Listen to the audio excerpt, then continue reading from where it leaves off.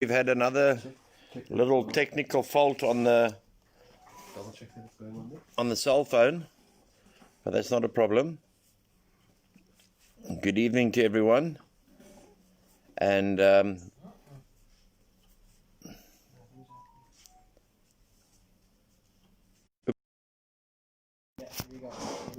Is it live? Is it there? Right, it'll take a second to go. Okay, and then we can just hope you had a good weekend. And tonight I'm going to talk about step 10, which is taking of our personal inventory. You know, we often, and this is a book that I use, it's the 12 and 12, and it's the steps and the traditions from Alcoholics Anonymous. And it's worth reading because I'll be reading and talking in between, because it's everyone's got a different way of doing the steps or doing basically the steps. We don't do the traditions here. I just want to put it on the record here. We had a guy that ran away 2 weeks ago, and I thought he was a clever ass. And he ran to a squatter camp. He was a white chap. And 2 weeks ago, the cops phoned me from Maitland and said they're looking for him for fraud, etc., etc. He's in the Worcester area. And today I got a call that he was locked up in Worcester for another case. And one of the reasons he told his father that he ran away is that there's hard manual labor on this farm. Now, if there's hard manual labor on this farm, then it means that our youth have become not only lazy, they have become pathetic.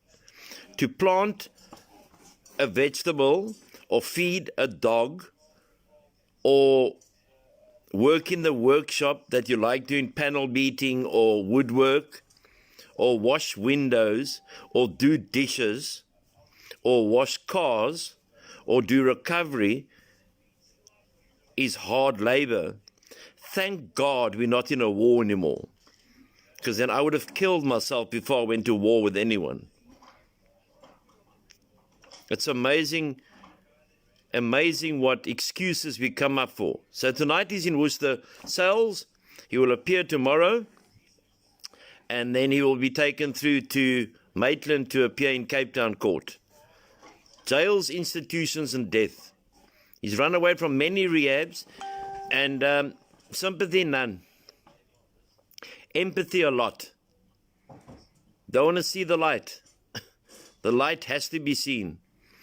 And you will see the light if you look for that light, or if you just trust God. Let go and let God. So this evening, we just had a nice snook braai. Richie baby. Hi, Sandra, Andrew, Michael, Craig. We just had a nice braai, and we're sitting here and we're doing our nightly meeting.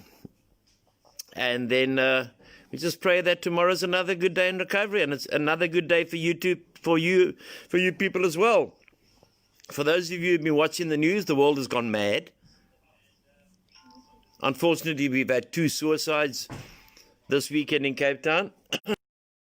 People in recovery. I just want to extend my condolences, real condolences from the heart, to Angela van Grienen, whose son has been battling for years.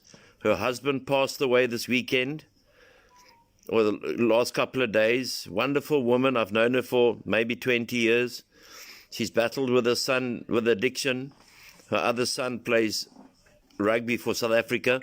He's a Springbok.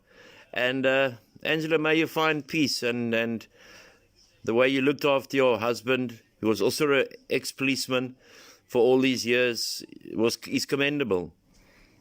And may you find solace in the fact that he was a fine man and you're a fine woman. God bless you in these days that are ahead, that are not easy. We wish it on no one. We're all going to go that way one day. And like I said to you on the phone today when I called you, Angela, if there's anything you need, we're only a phone call away. And I mean that. Step 10, we take our personal inventory. As we've worked through the first 9 steps, we prepare ourselves for the adventure of a new life. If you're going to get sober and you're not going to take it, hey, well, this is going to be a start of a new life, why get sober? There is no reason to get sober. Sorry, I just needed a cigarette. I haven't had one for a while.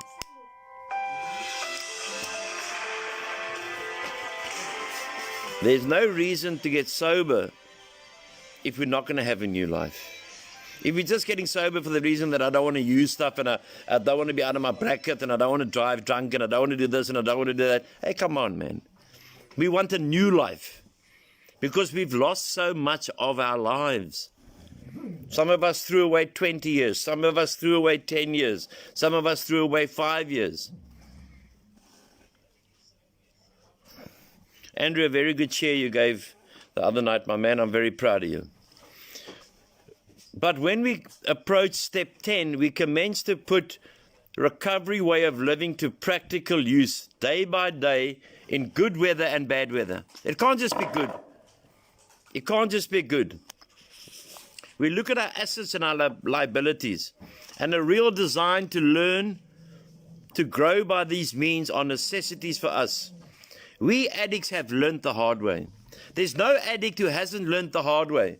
If you haven't learned the hard way, hey, bro, what were you smoking? Or what weren't you smoking? A lot of pain. There's a lot of pain in addicts. That's why it's a process to get ourselves fixed from the inside out. We can't be fixed from looking good on the outside. We need to look good from the inside. We need to look good from the inside. There's a guy, Richard Ferreira, who's online. Richie was 2.5 years with us. He's been out now for 2 months with Joni. And Richie came to visit me yesterday, him and Joni, and to see my mom. He looks wonderful. She looks wonderful. And that's what it's all about. If we're not walking towards a new goal in life, what's going to change? Because if nothing changes, nothing changes. And the only thing that is constant is change. Nothing else. Sorry, I hate these glasses, but I have to wear them because I'm getting a bit old now, Richie. More experienced people, of course, in all times and places, have practiced unsparing self-survey and criticism. For the wise have always known that no one can make much of his life until self-searching becomes a regular habit. That's why step 10 is a personal inventory of ourselves every day. Have I been nasty to someone? Have I been dishonest with someone? Have I been rude to someone? Did I do something that was not becoming of a human being? And we today, with this Black Lives Matter, and RAEL is not affiliated or allied to anyone. We answer to God. We haven't got traditions and all that kind of stuff. But we must have a quick look and think of what is happening in our country alone, and those from around the world who are online with me now. How many farmers, how many young children, and how many people are dying as we talk? This world has become hypocritical. And you know why? They're trying to force God out of the picture. If you force God out of the picture, and without being holy Joe or don't do wrong, but if you try and force God out of the picture, God is going to wait and he's going to wait and he's going to wait. And then you're going to come crying to that man. And we know saints. For those who know me, I'm a naughty bastard. But we know saints. But we know who we have to believe in and who we have to trust in. We must be able to have this habit of taking an inventory every night until he's able to admit and accept what he finds. If I'm wrong, I'm wrong. I must make a way. And he tries to, me and you, we try, for those who are addicts, even this is for non-addicts as well. When we're wrong, make amends and say, I'm sorry, I'm wrong. Like if your husband has not done the dishes, don't shut him out, man. Tell him in a nice, loving way, please, my darling, go and do the dishes.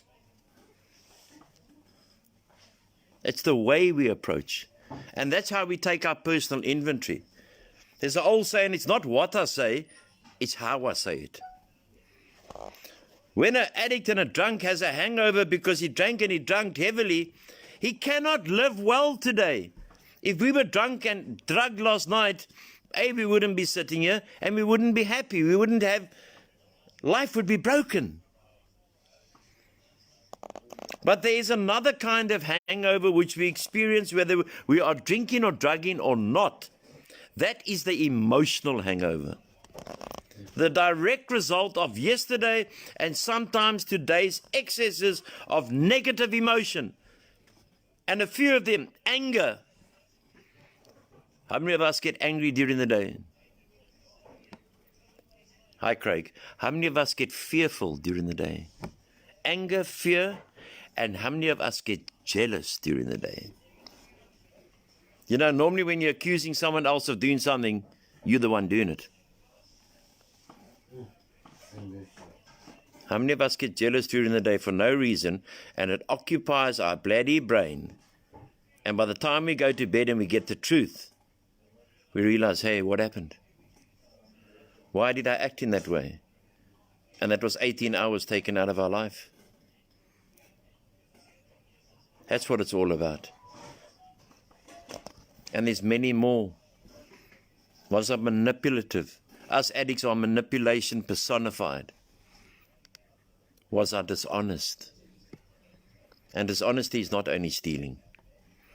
Dishonesty is everything that is not honest, if that makes sense. It would like, if we would live serenely today and tomorrow, we certainly need to eliminate these emotional hangovers. We must work on our anger. I used to be very angry. When I was in the police, I used to be so angry. Anything that came my way probably got a bullet. But it doesn't mean that if you're angry, it's nice to vent sometimes. It doesn't mean if you get angry, then you harbor on that anger. Because anger, resentments, and jealousy and pride for an addict, sign the death warrant. It's over, it's done. We cannot afford that luxury afforded to other people. Sorry, I'm just going to have a drag of a cigarette that costs about 26,000 Rand a drag. But we trust Becky, Chelly and Koptuk to make a plan next week. Sure they will, but we have to trust. We can't get angry. We have to accept the things we cannot change. We have to accept the things we cannot change, even though they're difficult, even though they're hard, even though we're thinking of the people who don't have extra finances to either fill the tank or buy a packet of cigarettes. The world has gone ludicrous. The world has gone mad. Because everyone wants to jump on a bloody bandwagon of insanity. This doesn't mean we need to wander morbidly around in the past. Hey, if we're going to live in the past, see, because it's like, you know, when you meet a chick for the first time, and then you go to the dad and you says, come in, my darling, and you go in there and you sit down with the dad and you have a cup of coffee, and the dad asks you all about it yourself, and you tell him all nicely, and you sit there all patiently, and you're well groomed, and you shaved, and your teeth are clean, and your ears are clean, and there comes the girlfriend down the staircase, and she looks ravishingly beautiful, and you stand up and say, hello, my love, how are you? And the dad says, sit down, this is the way you're going to treat my daughter. Then you go out because mom and dad are now looking through the window of how, are you a gentleman or not? And then you open up the door for the girl, and the girl gets in, you close the door gently, you walk around, you get in your car, and you pull off, slowly does it. By the third time you get there to pick the girl up, you hooting for her to come out. You then open the door while leaning across to the left-hand side and say, why are you late? And you pull off at about 80 kilometers an hour. And the mother and father see that as well. In our delusional mind, we think that's normal. If we had to treat, and I'm no one to speak about this, it's just from pure experience. And I told Richie this one day. If we had to treat our woman like the way we courted them, and took them out and respected them and loved them, etc., etc., etc., there would never be a divorce court in the world. We were willing to go to any lengths to get that girl. And when we got the girl, we thought, okay, well, there must be something better. Otherwise, men wouldn't fuck around. If we didn't have escort agencies, or if we didn't have married men, we wouldn't have escort agencies. I worked in the drug squad and narcotic bureau for a long time. I never ever caught a single man in an escort agency. That's just for the fact. It requires a correction of errors now. Our inventory enables us to settle with the past. What is done is done. Like I said the other night, people can come and say, you did this, Anthony, you did this, I did this, you did this. Okay, I did this, but all charges have been dropped by Jesus Christ. We all got skeletons, man. We've all done things that we're not proud of. Not only the addict and the alcoholic. Things we're not proud of. But we let go and we let God. We cannot live in the past, otherwise we're going back there. We cannot do it. I can't go back. In a couple of days' time, I'm 15 years sober by the grace of God, mercy of God, loving friends, a mother that prayed me into sobriety. I've traveled the world talking my story. How do I say thank you? How do I, Anthony Hall, say thank you? I say thank you for what I've got. I give. That's the only way I can say thank you. Give to my fellow man. When this is done, we are really able to leave it behind us and move on. You don't get on a horse from the front over his head because he's going to trip. And you don't get him from the back either unless you John Wayne or Becky Shelley, Chuck Norris. You get him on the way you should get on a horse. When our inventory is carefully taken and we've made peace with ourselves. What a beautiful feeling when we've made peace. The serenity is peace. God grant me the serenity. God grant me the peace. When our inventory is carefully taken and we've made peace with ourselves, the conviction follows that tomorrow's challenges can be met as they come. So whatever comes our way, we're going to say, hey, I can handle this. I don't need a drink tonight. And I pray to God that I don't need a drink tomorrow or a drug to handle any situation that used to baffle me and baffle the world. I look at my mom who's lying next door. In her room here on the farm. She's 87, she's very frail. But I've still got my mom. People here have got mom and dads. Treat them with the ultimate respect. Treat them with the most love that you can, addict or non-addict. I wasted 20 odd years with my mother and my father. I can't make it up now. I've made amends to my dad before he died, and I've made amends to my mother. But thank God I'm sober to look after her today. Thank God I've got a couple of extra rand that I can get nurses to look after my mother. Thank God that my mother will pass, or I'll pass before, you never know. Away in peace, away in love, away in dignity. Because what did she ever want for her son? She wanted love. She wanted a sober son. She wanted a son that she gave birth to. She wanted a son that she can be proud of. My friends, love your mother and father like anything else in this world. There's no boy or girl worth loving more than your mother and your father. And I say that to the 33 men here every single night. Have bloody respect for your mother and your father. They're not your playmates. Give me 1 hour and ask me who I'd like to speak to. Dad, come sit on the bench, my late dad, and let's have a chat. Because now you've got the son you wanted all your life.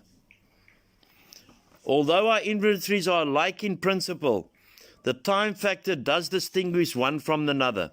There's a spot check inventory taken at any time of the day whenever we found ourselves getting tangled up. It's like driving down Voortrekker Road, not to find a hooker, Richie. We're driving down Voortrekker Road and a taxi goes in front of us. We hoot, swear, go on, go mull.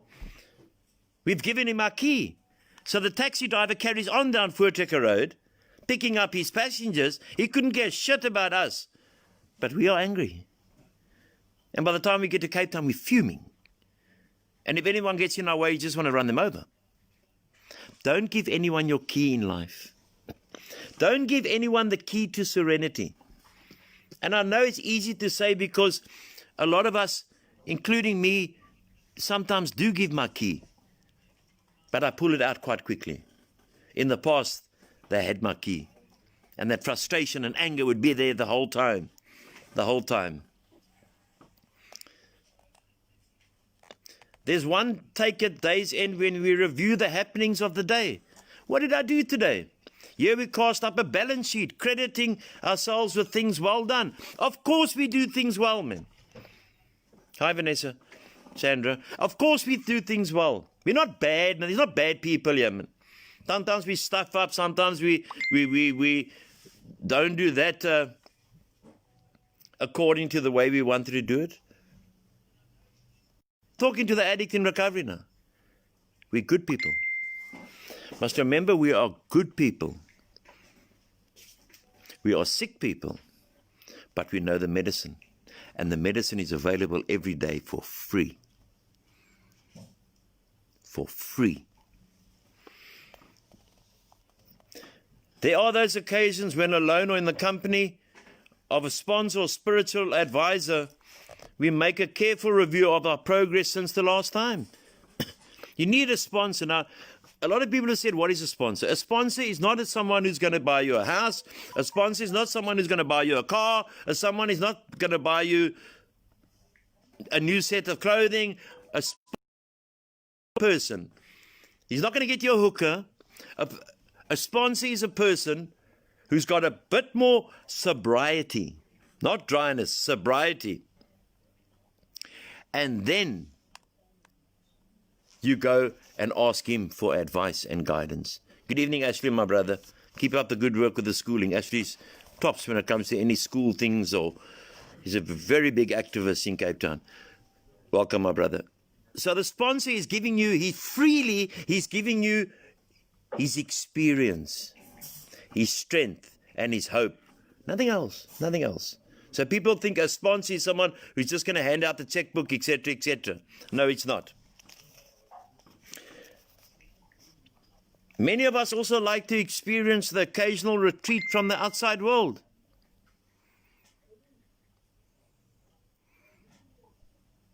Many of us. How many people say, I'd like to just get away for a while?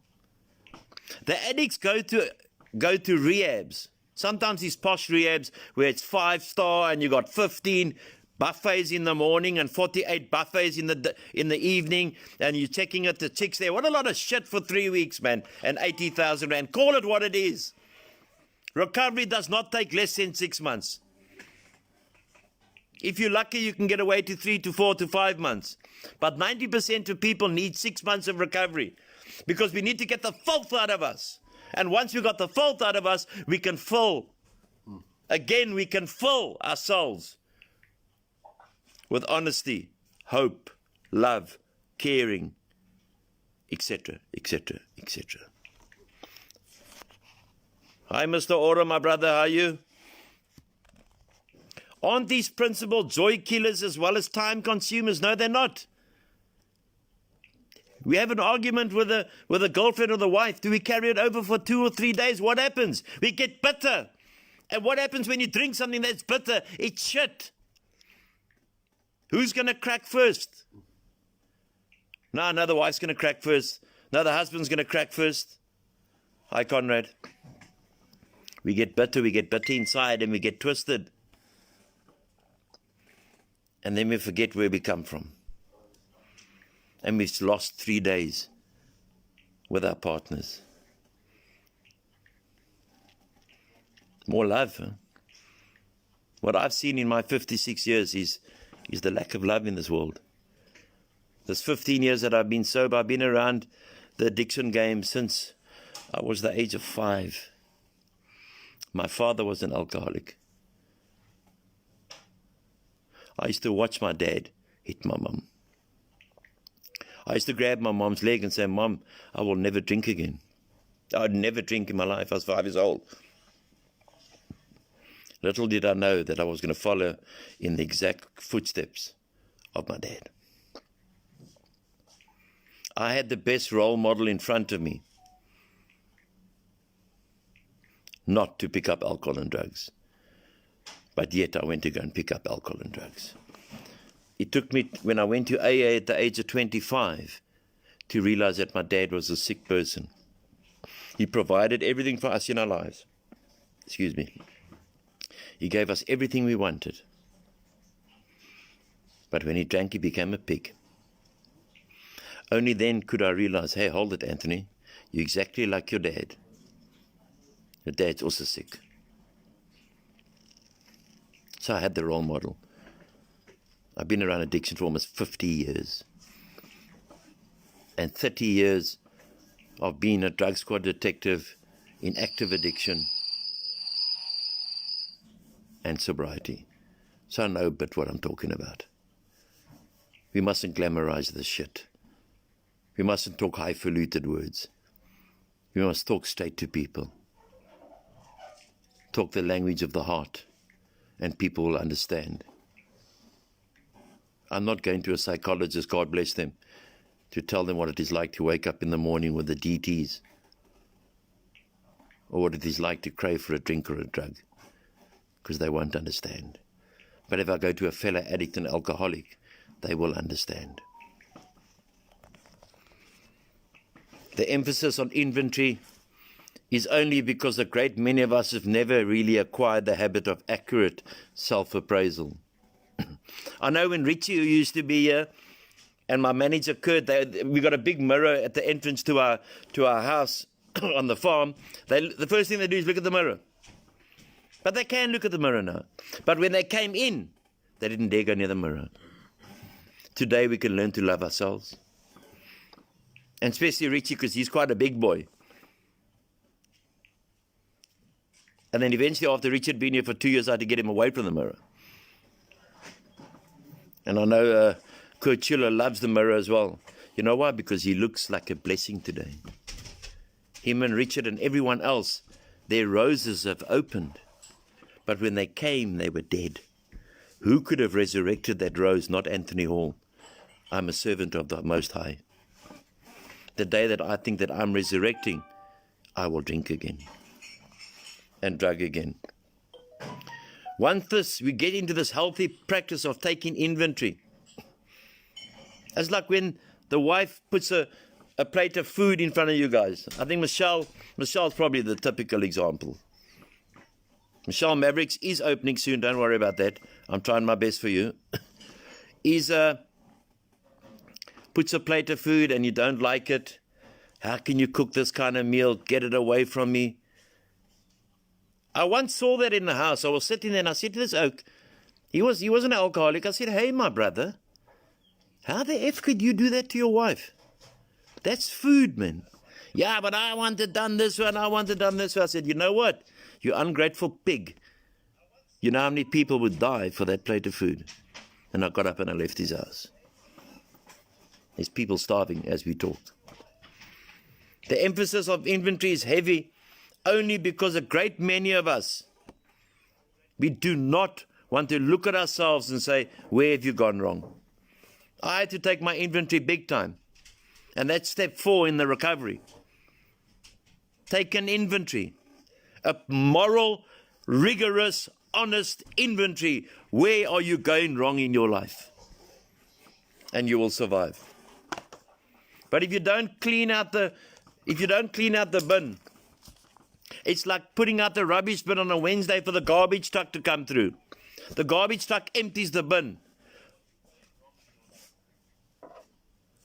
But the bin ain't clean. The bin ain't clean because it hasn't been cleaned by maybe Clean Bin or yourself. It's still got filth in it. We must make sure we get clean in all our affairs. Hi, Avril. For these minutes and sometimes hours spent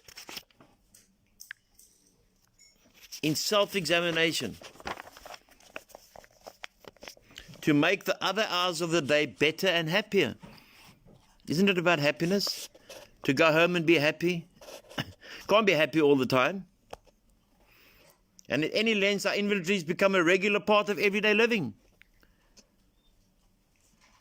My dad once taught me this. He said, Anthony, I was a youngster and I said, Dad, bring us a rule and a couple of pens. My dad was a civil engineer. He said, my boy, let me tell you something now in life. If I bring you a ruler, and my dad worked for the council, and they worked in those days. If I bring you a ruler or a pencil from my office, I'm stealing, my boy. Is that what you want your dad to teach you? How to steal? Never forgot that. Never stole in my life. I never stole anything material from anyone in my life. But I stole the most valuable commodity from my mother and my father. I stole their time. That cannot be reversed. Anything else you can get back. It's a spiritual action that every time we are disturbed, no matter what the cause, there's something wrong with us. If somebody hurts us and we are sore, we are in the wrong as well. But there are exceptions to the rule. What about justifiable anger? If somebody cheats on us, of course you can get angry. You must get mal. Aren't we entitled to be mad? Can't we be properly angry with self-righteous folk? For us in recovery, there are dangerous exceptions. We have found that justified anger ought to be left to the better qualified to handle it.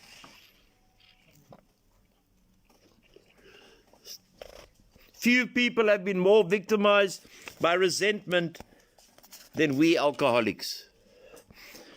The number one killer, listen to me very carefully, my friends. I've seen it many times in my life. I've had many people leave rail that are still sober.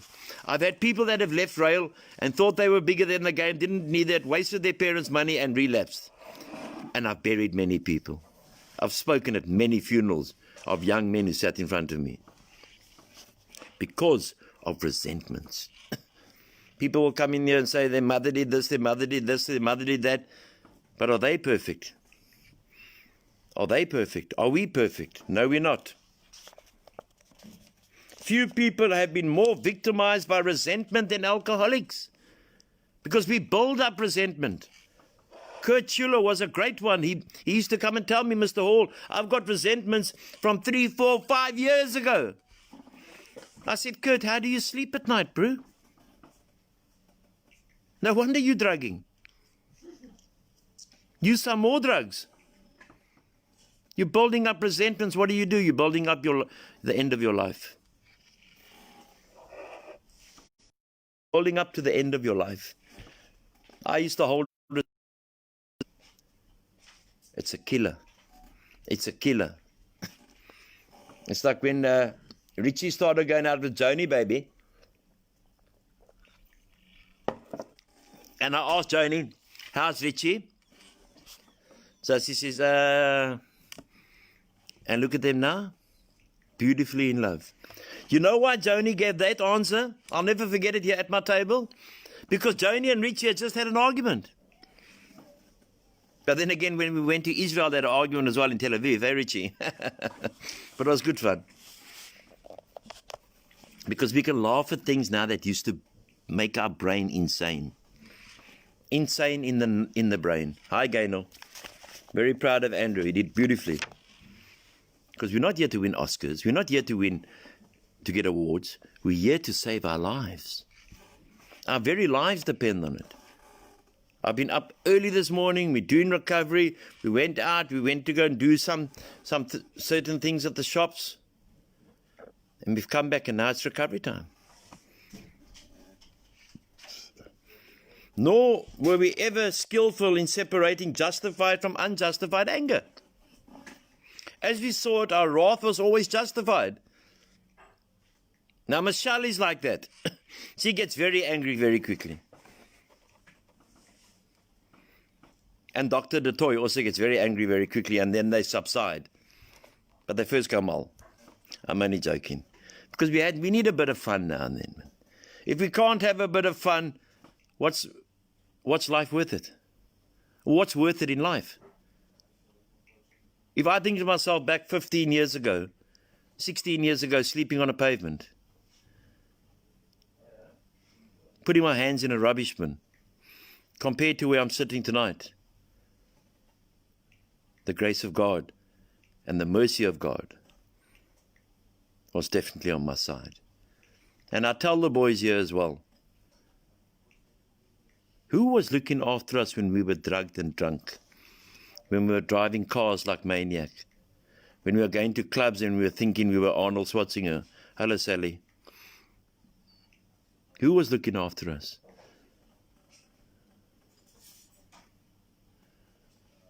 God was looking after us all the time. We were pulled back from the pit of hell because we were making our way and smoking our pipes and drinking our alcohol and causing chaos on the road to hell.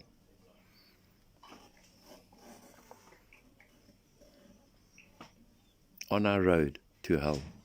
We don't need to look back and say, okay, well, things were different or things are going to be different. We were destroying ourselves. We were destroying our loved ones. We were destroying our children. I've got 2 daughters. And I'll tell you something now, I've only told 1 or 2 people in my life. I have seen my one daughter, my eldest daughter, once when she was 6 months old. She's now 20, and I've never seen her since. I've got another beautiful daughter of 15. I must accept the things I cannot change. We all have issues in our lives. We all go through pain, hurt, torment. It's how we handle it as we get older. And as you get older, you realize that a name brand doesn't make a man or woman. It's what's under that jacket that makes them. Hi, Leroy. Yeah, you true, Richie, and Craig, true. Sally, good evening. These emotional dry benders often led straight to the bottle or the drug. Hi, Michael, again. Other kinds of disturbances, jealousy, envy, self-pity. There is no better drama queen for self-pity than an addict. No, I can't do it. I can't go into recovery. Our kids of today are lazy. Let's call it what it is. Not all kids.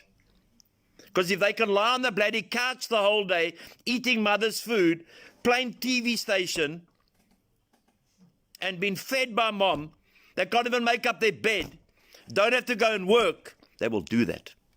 Because they're born in a digital age. They don't know about respect, discipline, morals, and values as much as our parents have tried to enforce it onto us. We have become a lazy nation. Where our children today thinks mother and father must get off their arse, go out to work so they can watch Tom and fucking Jerry.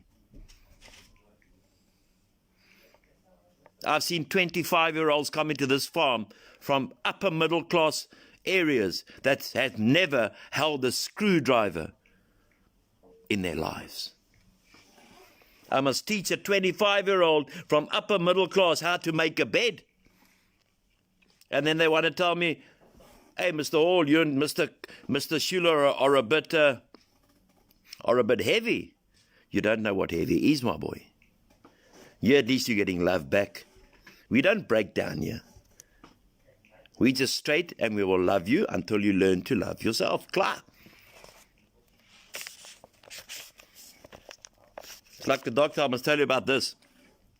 We go on a trip to Israel. Myself, Graham the Great van Rensburg, Richard Ferreira, Joni, and Dr. De Toy. We come back. We're 2 hours into the flight. We just come from the Holy Land, so we should be a bit holy, or holier than thou, or whatever. And the next minute, this aeroplane hits a pocket. They say it happens like once every 280 years. And it goes down, and you just see the trolley going up, and you see the air mask coming down, and the side of the aeroplane coming down, and I skim, oh shit, here's trouble. And I was sitting next to the window, and the woman who was sitting next to the doctor got burnt by the trolley. And I just sat there, and this is gospel truth. I just said, please, God, forgive me. Because there was no time to go through a list of asking God for forgiveness, because I thought the plane was about to crash. And then they ask, is there a doctor on board? So Dr. DeToy goes and treats everyone for 2 hours, 3 hours. I helped in the aisles to pick up all the food, because it was food that was chaos. But what I did see then, I saw the Torahs, I saw the Bibles, and I saw people pray. Because for the next 6 hours, besides the doctor drinking wine, there was no one who was speaking. It was frightful. It was scaring. And you just, every little bump on that aeroplane, oh God, no, please, please. That's why life is so fragile. That's why more love, less hate. That's why our leaders of this country haven't got a clue. It's easy to be a guerrilla organization. A guerrilla organization and a government are two different things. It's easy to fight a government than to be a government. Becky Chelly and my friend Zuma and Ramaphosa have not got a clue. They're all about the kroon. Money, money, money. And who's suffering? The person who didn't eat tonight. The person who's sleeping in the park tonight. The families who can't feed their children.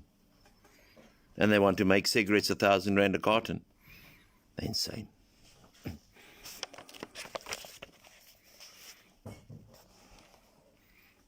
The quick inventory is aimed at our daily ups and downs, especially those where people or new events throw us off balance and tempt us to make mistakes. Have you ever fell into the way of temptation? We're only human beings after all. It was a lovely snook, Brian Michelle. It was beautiful. In all these situations, we need self-restraint, honest analysis of what is involved, willingness to forgive when the fault is elsewhere. We cannot continue to hold the grudge. And I used to take a long time to forgive. But when we forgive, we are freeing ourselves. We're not freeing the person who we're forgiving ourselves. So we can walk around and have our key back in our brain. We look for progress, not for perfection.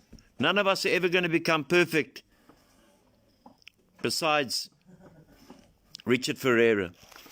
Our first objective will be for the development of self-restraint, keeping calm. And I'm quite like a boisterous person. That's my nature. I'm not going to stop for no one. But there's a way of doing it. There's a way of doing it. When we speak or act hastily or rashly, the ability to be fair-minded and tolerant evaporates from the spot. When you have an argument with your loved ones, we bring up the past. We don't bring up what the issue is, because we land up 10 years back. And we say, do you remember when you did that? Remember when you did that? So we're putting fuel on the fire. We're like the Guptas. We're just putting coal on the fire. We're not actually talking about, we're not actually talking about the incident that happened. And I'm sure it's happened to every single one of us, because it's happened to me plenty. Plenty it's happened to me. And then we bring up the past, and the past starts hurting us. It makes us resentful. It makes us angry. It brings in hate. And we make stupid decisions. When loyalty wavers, betrayal is not far behind. When loyalty wavers, betrayal is not far behind. One unkind tirade or another willful snap judgment can ruin our relationship with another person for a whole day or forever.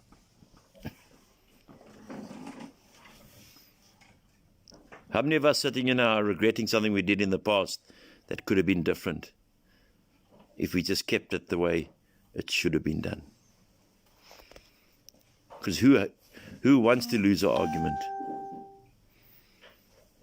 We must avoid quick-tempered criticism and furious, power-driven argument. We want to win, don't we? I've got lots of answers. Hello, Debbie. Isn't the human instinct and the human nature, especially, I don't want to say us ladies are those are going to be crucified here. Don't we want to win? Who wants to admit defeat? Who wants to surrender? Who wants to tell their loved one, I'm sorry? And we go to bed hating. And we can't have a restful sleep. Why am I telling you this? Because this happened to me lots. Lots. And you lie there and you think, why? That's the same man or woman that you took your vows with. The same goes for sulking. Us addicts, if we don't get our own way, we are the master sulkers. The self-pity run riot. We will sulk and sulk and sulk until we get what we want. You don't love me anymore, Mom. I'm not your favorite son, Mom. You're always giving this to everyone else, Mom, but never to me. And we sulk. And eventually you're driving your mother and father insane, and they just say to you, yeah, just go take that. They are emotional booby traps with pride and vengefulness. This world has become vengefulness. It's who can say the worst thing to each other. Who can break a person's spirit? Who can break a person's family? Who can kill the next child on the Cape Flats? Who can kill the next farmer up in the Transvaal? It's to destroy. It's to break. It's to kill our spirit.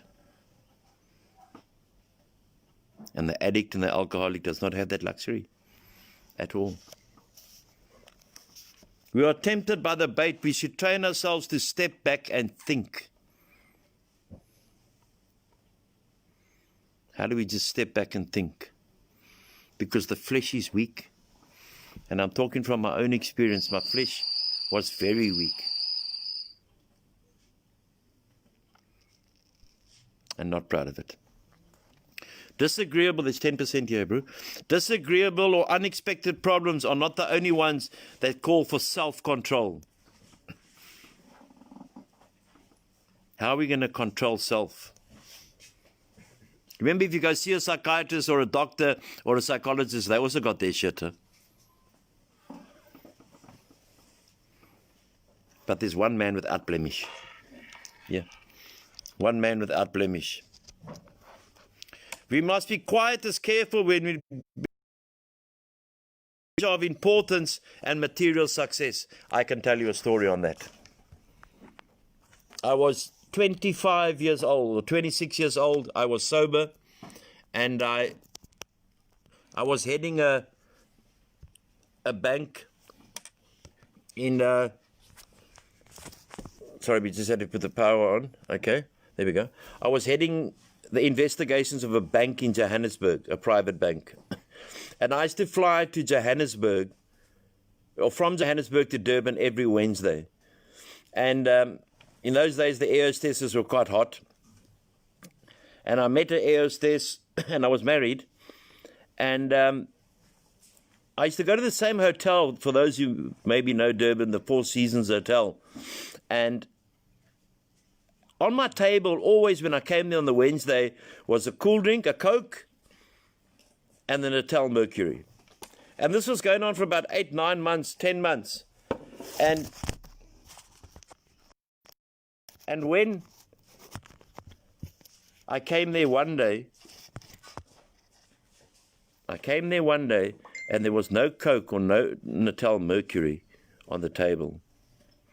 And I called the waiter, and he came across and he said, "Hello, boss." This was the same waiter that had served me all the time. I said, "Brew, what's going on? Where's the paper? Where's the Coke?" Because I'd only stay there overnight and then go to a meeting in Chatsworth that evening.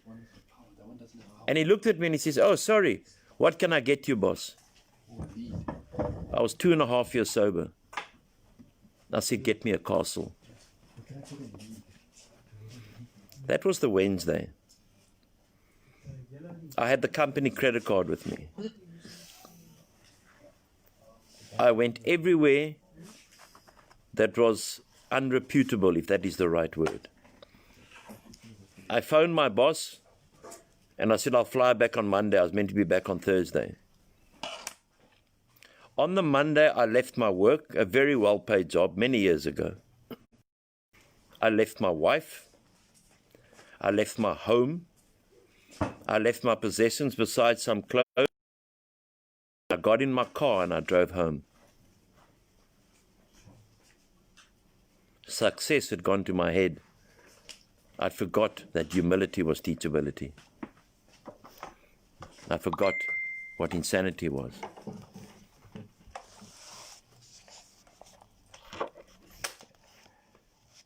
And a lot of times we have to make very difficult decisions when we're in recovery. Because not all people are going to like it, and not all family members are going to like us either.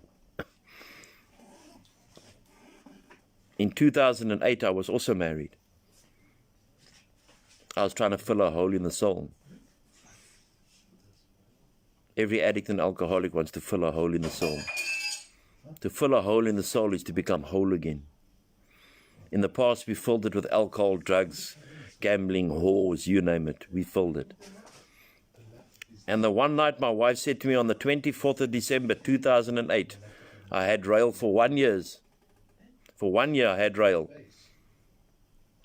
And she said to me, "You're a lot in the newspapers and a lot on TV.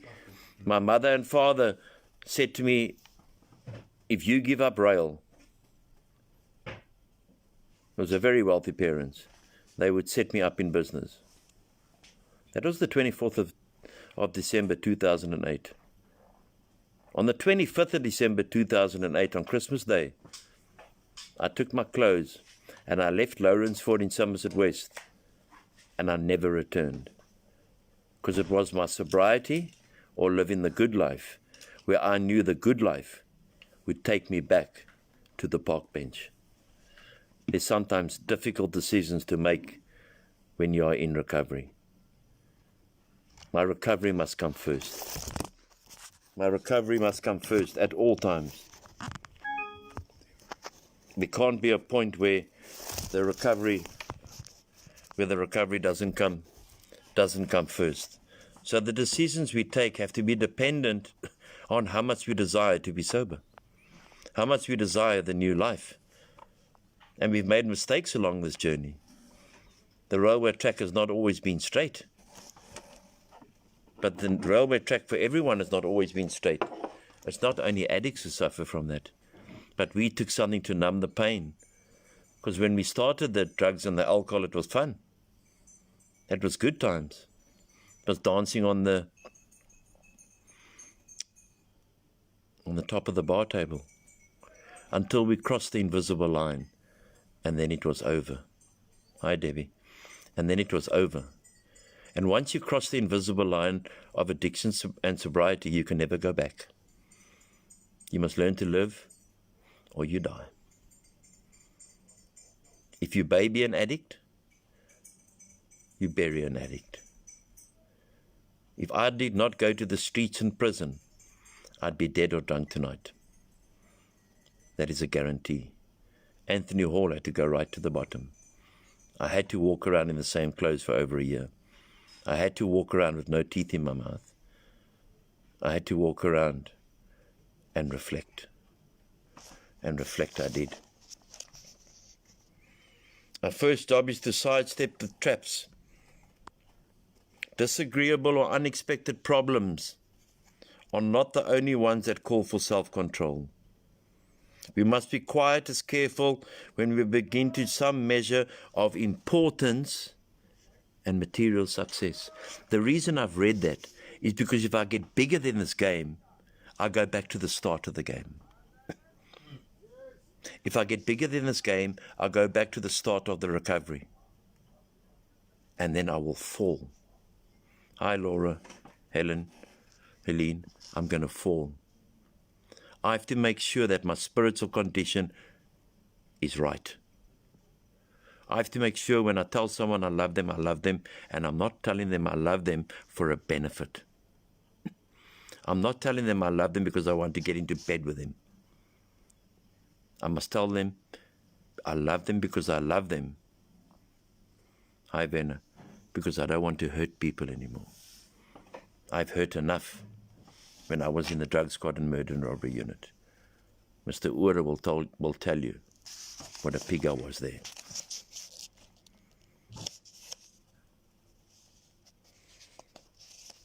For no people have ever loved personal triumphs more than we have loved them.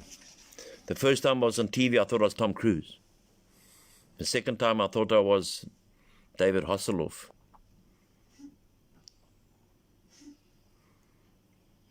By the time it came to the 10th time, I was told by something, Anthony, just remember being on TV doesn't make you a man. All you must do on that TV set is carry the message of experience, strength, and hope, nothing else. You don't go to Hollywood for that. Here we're saving lives, not playing with lives. With temporary good fortune came our way. We indulged ourselves in fantasies of still greater victories over people and circumstances. Thus, blinded by prideful self-confidence, we were apt to play the big shot. It's all about me. That was me. Of course, people turned away from us bored or hurt. I like to believe today that when I walk into a premises, I don't have to explain who I am. They know who I am. I don't have to give them a long explanation. And if they don't know who I am, I will introduce myself. But it doesn't have to come with a CV. Now that we're sober and winning back the esteem of our friends and business associates, we find that we still need to exercise special vigilance. You don't go sit in a bar for a Coke. You go to slippery places, you're going to slip. If you sit in a hairdresser long enough, you're going to get a haircut. Guaranteed. As an insurance against big shotism, we often check ourselves by remembering that we are sober today only by the grace of God. And He may be having his success than ours. I've seen a lot of youngsters leave my home. They say, I'll do any job, so I get them a job. 2 weeks later, no, the job isn't good enough for me. They want to be the bloody CEO when they start. I've seen it.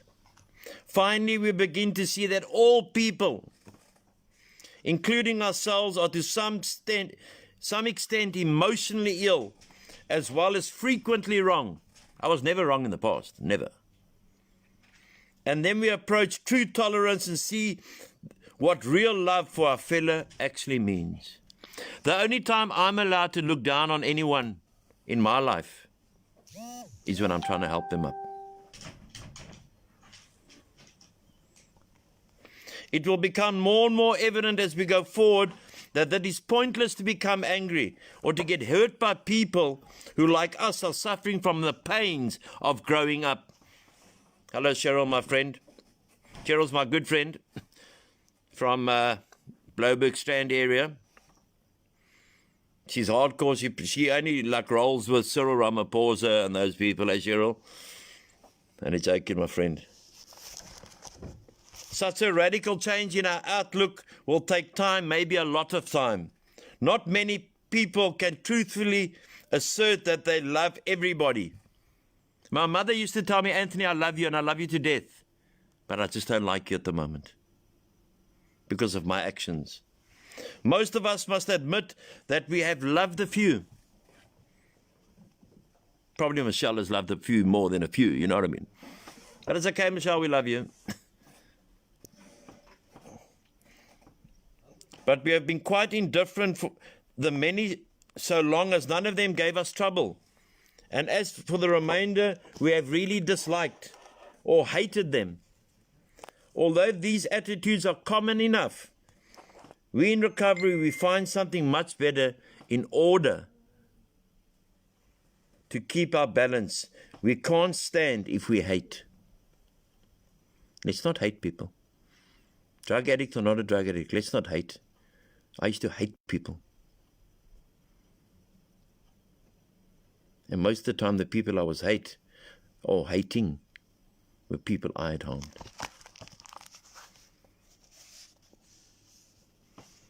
We can try to stop making unreasonable demands on those we love.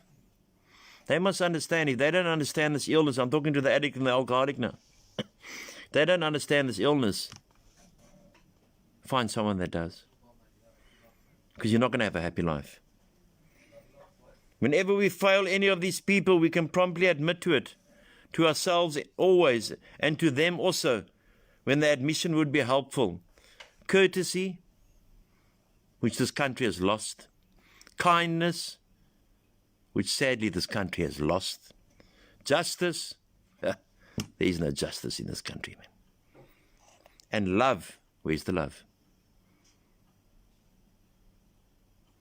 Isn't it better to sit around a table or with our loved ones without the cell phones and the tablets and the computers, that we're talking to virtual people, but we're not talking to those who are right in front of us, and then we say how we miss them? I'm also guilty of that. When in doubt, we can always pause, say, not my will, thine be done. And we can often ask ourselves, am I doing to others as I would want them to do to me today? Are we treating our fellow man the same? Are we treating our loved ones the same? Are we bringing up our children with respect and discipline and morals and values? Are we scared of our children? Are we enabling our children?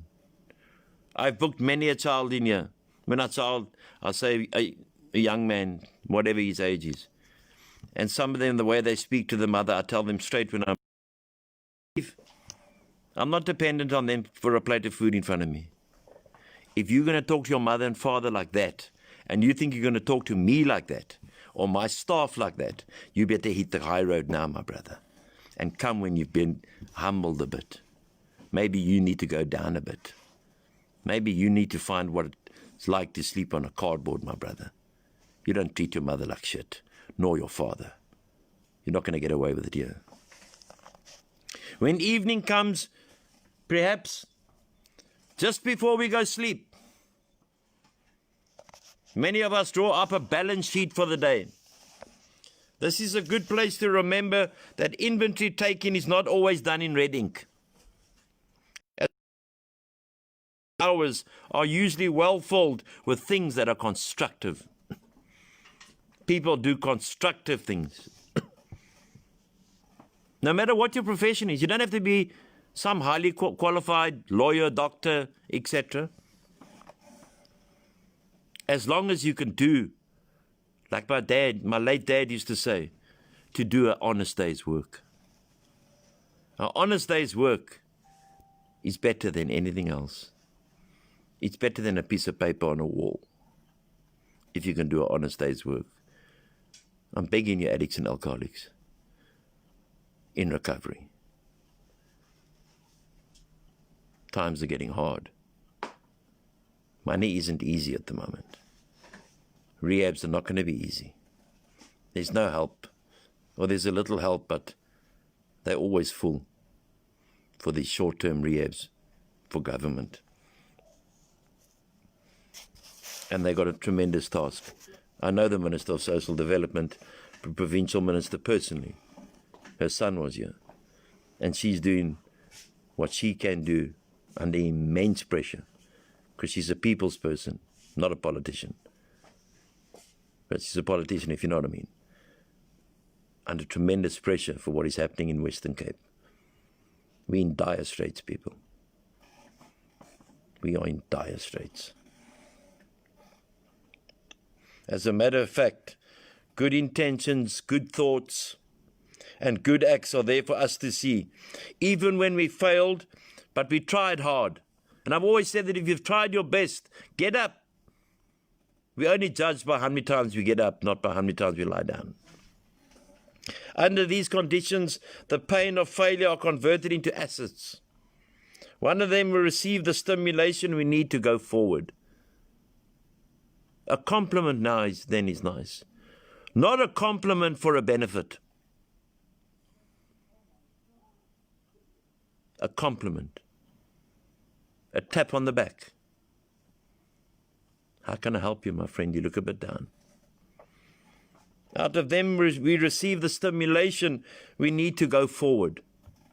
Someone who knew that what he was talking about once remarked that pain was the touchstone of all spiritual progress.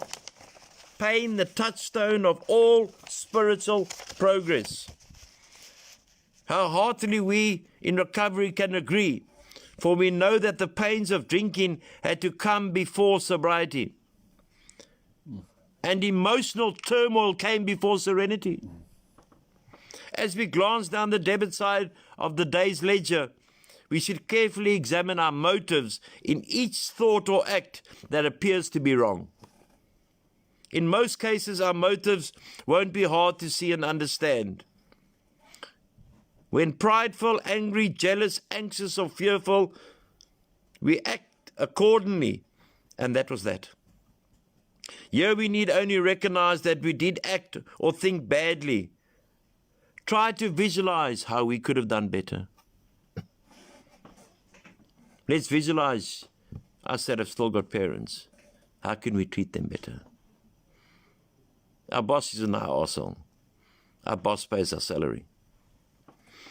But in other instances, only the closest scrutiny will reveal what our true motives are. There are cases where our ancient enemy, rationalizing, has stepped in and has justified conduct which was really wrong. Really wrong. The temptation here is to imagine that we have good motives and reasons when we really didn't. We constructively criticize someone who needed it, when our real motive was to win a useless argument. Or the person concerned not being present, we thought we were helping others to understand him, when in actuality our true motive was to feel superior by pulling him down. We sometimes hurt those we love because they need to be taught a lesson. What a lot of shit. When we really want to punish them. And who do we punish? We punish our loved ones. Who of us addicts and alcoholics punished for 25, 10 years, 15 years? Our loved ones. When we're in trouble, who do we go to? We go to our loved ones. When we want help, who do we go to? We go to our loved ones. No one else.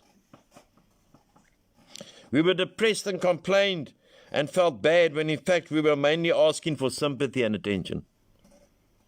Self-pride, self-will, run right. This odd trait of mind and emotion, this perverse wish to hide a bad underneath a good one, permeates human affairs from top to bottom. This subtle and elusive kind of self-righteousness can underline the smallest act or thought. Learning daily to spot, admit, correct flaws in the essence of character building and good living. That's what I teach the men on the farm. Want to be a man, I'll show you how to be a man. But if you think you're slim, and if you think you know better, then go somewhere else and find it. We men have to have the backbone to lead the home, to lead our wives, to lead our children, to lead our jobs. An honest regret for harms done, a genuine gratitude for blessings received, and a willingness to try to do things better tomorrow will be permanent assets we shall all seek. Having so considered our day, not omitting to take note of things well done, and having searched our hearts with neither fear or favor, we can truly thank God for the blessings we have received and go to sleep in good conscience. That is step 10 of the 12 steps of recovery. That is where we look for, where we take our daily inventory, where we take inventory to want to change, where we admit we were wrong. When we look at life and say, back in the morning, I've done wrong here. And we can go to sleep with a good conscience. I will continue to go through the steps as the days and weeks carry on. I just want to say to the mothers of the guys here on the farm who are online, they're all doing well. We'll do phone calls this week. During the week, I'll get the guys on the phone to you. We've had a busy weekend, and they went on a hike yesterday, and they will be phoning you this week. And yes, just keep us in prayer, please. You know, I remember when I was homeless and I was looking for food, and I'm a Christian, and I used to knock on doors of churches, and in those years you got turned away. And every Tuesday and Thursday the Hare Krishnas used to come out with tons of yellow rice and feed us. I never supported the Hare Krishnas ever, but I liked the way they shed love. Shed love. Let's sell each other hope. Let's give each other hope in a hopeless society. Let's lift each other tonight and tomorrow in a country that is torn by hatred, bitterness, racism, sexism, and fear. Let us show that we can be, in adversity, the better man and woman. Let us reach out the hand of love. Let us reach out the hand of hope. Let us not judge anyone. Hi, Teresa. Let us be the people that starts the new chain that will one day bring our children to fulfillment. Let's love unconditionally. Bless you all who have watched tonight. Thank you all who have watched tonight. May God keep you. May God bless you. And God loves you. Good night.